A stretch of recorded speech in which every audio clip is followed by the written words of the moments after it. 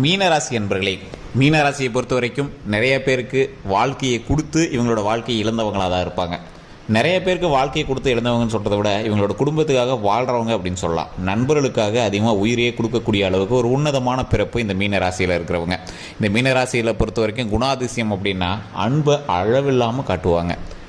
எவ்வளோ அன்பு காட்டினாலும் அதற்கு ஈடாக இவங்க எதையும் எதிர்பார்க்க மாட்டாங்க. அவன் எப்படி தான்ப்பா இருந்தால் என்ன, நாம் இப்படி தான் அப்படிங்கிற மாதிரி அவங்க வந்து அன்பு காட்டுவாங்க.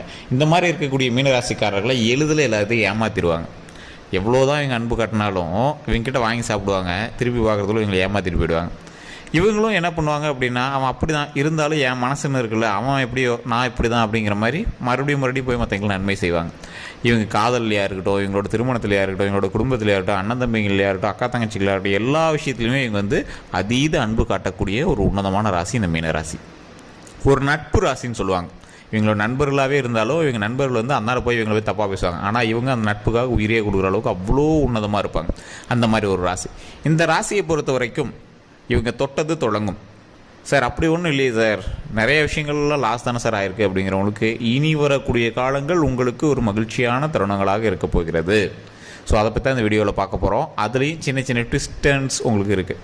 ஸோ அதுக்கு நீங்கள் என்ன பண்ணணும் அப்படிங்கிறது இந்த வீடியோவில் மூலமாக பார்க்க போகிறோம். அதெல்லாம் பார்க்கணும் அப்படின்னா நம்ம சேனலை ஃபாலோ பண்ணிக்கோங்க. யூடியூப்பில் பார்த்துட்டிங்கன்னா சப்ஸ்கிரைப் பண்ணிட்டு பெல் பட்டனை ப்ரெஸ் பண்ணி அதில் ஆல் கிளிக் பண்ணிக்கோங்க. நிறைய பேருக்கு சில சந்தேகங்களும் இருக்குது. சார் இது நீங்கள் இது பொது பலனாக சொல்கிறீங்க, இந்த ராசியில் கிட்டத்தட்ட ஒரு 10-15 கோடி பேர் இருப்பான், நாங்கள் தனிப்படையான ராசி பார்க்கணும், தனிப்படையாக வந்து ஜோதிடம் பார்க்கணும் அப்படிங்கிறவங்களுக்கு கீழே வந்து நான் ஃபோன் நம்பர் கொடுத்துருக்கேன். ஸோ அந்த நம்பருக்கு நீங்கள் ஃபோன் பண்ணி உங்களுடைய ப்ராப்ளம் எல்லாமே சால்வ் பண்ணிக்கலாம். நிறைய பிரபலமான ஜோதிடர்கள் கூட இப்போ கன்சல்ட்டிங்க்கு இந்த விஷயத்தை இப்படி ஹேண்டில் பண்ணலாமா அப்படிங்கிற மாதிரி வந்து ஃபோன் மூலமாக பேசி பிரபல ஜோதிடர்கள்ட்ட கேட்டு தெரிஞ்சுக்கிறாங்க. ஸோ அது மட்டும் இல்லாமல் நிறைய ஆக்ட்ரஸும் அதே மாதிரி பிரபலமான பொலிட்டீஷியன்ஸும் வந்து ஜோதிடம் பார்த்துருக்காங்க. உங்களுக்கு வேணும் அப்படின்னா ஜஸ்ட் கீழே இருக்கிற ஃபோன் நம்பருக்கு கால் பண்ணி நீங்கள் பேசி உங்களோட டவுட்டை கிளியர் பண்ணிக்கலாம். ஃபேஸ்புக்கில் ஸ்க்ரீனில் ஓடிட்டுருக்கோம், யூடியூப்பில் டிஸ்கிரிப்ஷனில் கொடுத்துருக்கோம். சரி சார், இன்னொரு முக்கியமான ஒரு விஷயம், இந்த மீனராசிக்காரர்கள் ஒரு பிரச்சனைன்னு வந்தால் மட்டும் தான் கடவுள்கிட்ட போய் நிற்பாங்க, கடவுளோட ஞாபகமே வரும். அதே மாதிரி இவங்க என்ன தான் மற்றவங்க நல்லது செஞ்சாலும் ஒரு சின்ன உறுத்தல் எங்களோட மைண்டில் எப்பயுமே இருக்கும். அவன் நல்லவனா கெட்டவனானே தெரியலையே, நாம் செய்கிறோமே, சரி செய்வோம், இவங்க மறுபடியும் திருப்பி செய்வானா செய்ய மாட்டானான்னு தெரியலையே, ஆனால் இவனுக்கு செய்கிறோமே, பரவாயில்ல செய்வோம் அப்படின்னு ஒரு சின்ன உறுத்தல் இருந்துகிட்டே தான் இருக்கும். இருந்தாலும் அவங்க வந்து நன்மை செய்கிறத விட மாட்டாங்க. யாராவது ரோட்டில் சாப்பாடு இல்லாமல் போனால் சாப்பாடு வாங்கி கொடுத்தா பரவாயில்லையே, கையில் காசே இல்லை அப்படின்னாலும் சாப்பாடு வாங்கி கொடுத்தா பரவாயில்லையே அப்படிங்கிற ஒரு நினைவாவது உங்களுக்கு வந்து மைண்டில் வந்து போகும். அந்த மாதிரி ஒரு பாசமிகு ராசியாக இந்த ராசி வந்து வளம் வந்துட்டுருக்கும். இந்த ராசிக்காரர்களை பொறுத்த வரைக்கும் கல்வியில் நீங்கள் ஏற்கனவே நீங்கள் வந்து படிச்சிருந்தவங்களுக்கு வந்து தெரிஞ்சிருக்கும். இப்போ வந்து நீங்கள் லைஃப் வாழ்ந்துட்டுருக்கீங்க அப்படின்னா கல்வியில் ஒரு 70% தான், பெரிய உங்களுக்கு ஹைப்லாம் இருக்கும் அப்படின்லாம் சொல்ல முடியாது. தொழில் ரீதியான விஷயங்களில் அதிகமாக நீங்கள் வந்து இன்வால்வ் ஆக மாட்டீங்க. ஏதோ ஒன்று மற்றவங்கள்ட்ட வேலை பார்க்குறதுக்கு நாமளே ஏதோ ஒன்று பண்ணலாம்ப்பா அப்படிங்கிற மாதிரி இருப்பீங்க. ஒரு சிலர் ஏதோ ஒன்று நாம் பட்டு நம்ம லைஃப் ஓட்டினா சரி அப்படிங்கிற மாதிரி ஒரு வேலைக்கு போயிட்டு குறிப்பிட்ட சம்பளத்தில் மட்டும் வாழ்ந்துகிட்டே இருப்பாங்க. இதில் குறிப்பிட்ட ஒரு 10% பேருக்கு மட்டும் சுக்கிரனுடைய ஆதிக்கம் ஓரளவுக்கு இருக்கும்போது, அதே மாதிரி தசாபுத்தியினுடைய லக்கினமும் தசாபுத்தியும் சேர்ந்து உங்களுக்கு ஒட்டுக்காக வேலை செய்யும்போது குறிப்பிட்ட இடத்துல ஒரு ஹைப்பான இடத்துல இருப்பாங்க.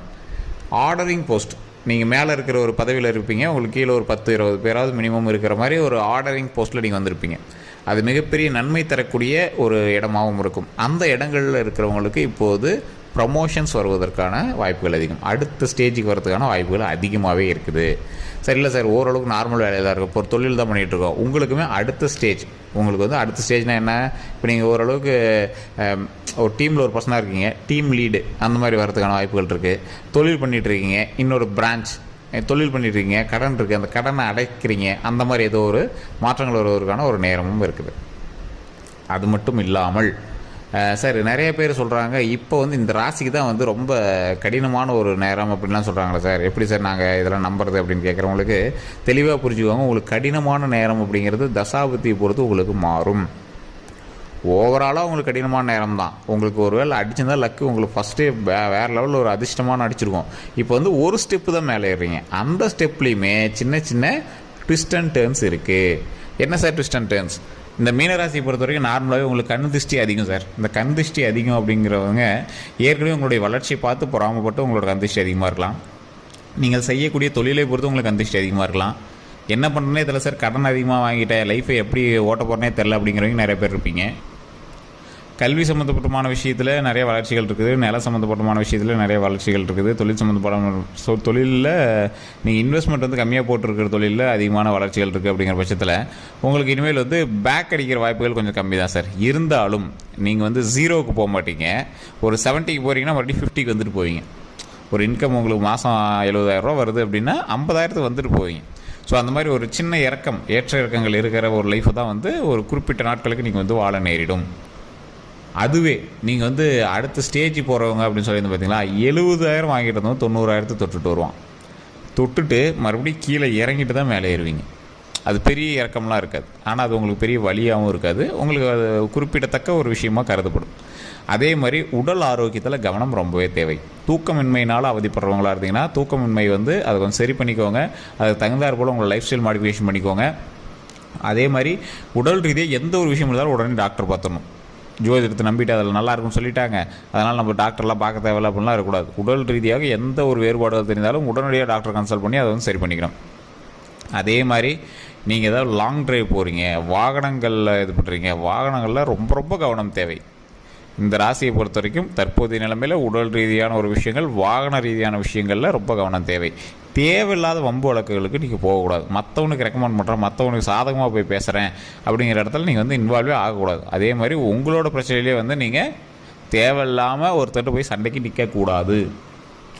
ஏன் அப்படின்னு கேட்டிங்கன்னா, இப்போ நீங்கள் ஜெயிக்கிற டைம் கிடையாது, வின் பண்ணுற டைம் கிடையாது, தப்பிக்கிற டைம். எதுலேருந்து நீங்கள் தப்பிக்கலாம் அப்படிங்கிறத தான் பார்க்கணுமே தவிர, பெரிய இது மாதிரி நம்ம போய் பண்ணோம்னா பெரிய இதுப்பான்னு கெத்து காட்டுற டைம் கிடையாது. ஸோ கொஞ்சம் அடக்கி வாசிக்கிற டைம்னு வச்சுக்கோங்களேன். ஸோ அதே மாதிரி வேறு யாராவது ஒருத்தரோட ப்ராப்ளத்துக்கு உங்களை மாட்டி விடக்கூடிய ஒரு நேரமாகவும் அந்த நேரம் வந்து அமைகிறதுக்கு வாய்ப்புகள் இருக்குது. வேறு எவனா ஒரு 4 பேர் போயிட்டுருப்பீங்க, உங்கள் ஃப்ரெண்டு யார்கிட்டயே சண்டைக்கு போவான். சண்டைக்கு போன நேரம்னு பார்த்து இவனு தான் இருந்தான், அந்த அடித்தடியில் இவனு தான் இருந்தான் அப்படின்னு உங்கள் மேலே கேஸ் பாயறதுக்கான வாய்ப்புகள் இருக்குது. சொத்து பிரச்சனை இருந்திருக்கும், சொத்து பிரச்சனையில் அண்ணன் தம்பிங்கெல்லாம் இருந்திருப்பீங்க, அதில் உங்களோட பேர் அந்த பட்டாவில் இருந்திருக்கும், அதுக்காக நீங்கள் கேஸ் கலையிற மாதிரி இருக்கும். ஸோ இந்த மாதிரி சின்ன சின்ன வேறுபாடுகள் மூலமாக தேவையில்லாத, நீங்கள் எய்ம் பண்ணாத ஒரு பிரச்சனையை உங்களுக்கு தேவையில்லாமல் இது பண்ணுற மாதிரி இருக்கும். ஸோ அதெல்லாம் தப்பிக்கணும் அப்படின்னா ஓரளவுக்கு நீங்கள் மன அமைதியோடு செயல்பட வேண்டும். யோகா பண்ணுங்கள், மெடிடேஷன் பண்ணுங்கள், தேவையில்லாத இடத்துல கோவப்படாதீங்க. குடும்பத்துக்குள்ளேயே சண்டை சச்சரவுகளுக்கான வாய்ப்புகள் இருக்கிறதுனால அந்த இடத்துலையுமே கொஞ்சம் கோவத்தை கண்ட்ரோல் பண்ணுங்கள். மனைவிகள் கணவனுக்கு இடையே தேவையில்லாத வாக்குவாதங்கள் அதிகமாக வருவதற்கான வாய்ப்புகள் அதிகமாக இருக்குது. ஸோ அதனால் அதெல்லாம் கொஞ்சம் சால்வ் பண்ணிக்கோங்க. இது எல்லாமே உங்களோட வாயை பொறுத்து தான் இருக்குது. எல்லா இடத்துலையும் நீங்கள் அமைதியாக போனீங்க அப்படின்னா மிகப்பெரிய நன்மை காத்துட்ருக்குது. அதாவது கிரகம் வந்து உங்களை எதிர்த்து போரிடுது. அப்போ நீங்கள் என்ன பண்ணணும், அடங்கி போகணும். அந்த இடத்துல நீங்கள் அடங்கி போயிட்டீங்க அப்படின்னா ப்ராப்ளம் வராது. ஸோ இதுதான் வந்து மெயினான ஒரு விஷயம். இந்த மாதிரி டைமில் நீங்கள் வணங்க வேண்டிய தெய்வம் அப்படின்னு பார்த்தீங்கன்னா விநாயகர் தான். வலம்புரி விநாயகர்னு சொல்லுவாங்க. வலம்புரி அப்படின்னா வலது பக்கம் அதோட தும்பிக்கை வந்து இருக்கும். சில கோயில்களில் இடது பக்கம் இருக்கும், சில கோயில்களில் வலது பக்கம் இருக்கும். அந்த வலது பக்கம் இருக்கக்கூடிய விநாயகனுடைய புகைப்படம் மொபைலில் கூட நீங்கள் டெவலப் பண்ணி வச்சு வணங்குங்க. ஓம் வலம்புரி விநாயகரை போற்றி, ஓம் வலம்புரி விநாயகரை போற்றி, ஓம் வலம்புரி விநாயகரை போற்றி அப்படின்னு கமெண்ட் செக்ஷனில் 3 டைம் பதிவிட்டுட்டு ஃப்ரீ டைமில் வீட்டில் இருக்கும்போது அந்த விநாயகனுடைய புகைப்படத்தை பார்த்து வேண்டிட்டு உங்களுக்கு என்ன வேணுமோ அந்த விஷயத்தை அடுத்தது தெளிவாக சொல்லுங்கள். குழப்பமாக சொல்லக்கூடாது. இது வேணுமோ அது வேணுமான்னு தெரிலன்னு சொல்லக்கூடாது. இது வேணும் அப்படிங்கிறது தெளிவாக மைண்டில் ஃபிக்ஸ் பண்ணிவிட்டு இறைவன்ட்ட வணங்க. இதுதான் வந்து உங்களுக்கு மிகப்பெரிய ஒரு பரிகாரம் அப்படியே சொல்லலாம். ஓம் வலம்புரி விநாயகரை போற்றி, ஓம் வலம்புரி விநாயகரை போற்றி, ஓம் வலம்புரி விநாயகரை போற்றி. என் பிரச்சனைகளை தீர்த்து வை, கடன் பிரச்சனையை தீர்த்து வை, உடல் ஆரோக்கியத்துக்கு நீண்ட ஆயுளை கொடு, என் வம்சத்தை வளர்த்தி கொடு, எந்த பிரச்சனையும் வராமல் என் வம்சத்தை வளர்த்தி கொடு. ஸோ இந்த மாதிரி தான் வணங்கணும். இப்படி தான் நடக்கும், நல்லதே நடக்கும்.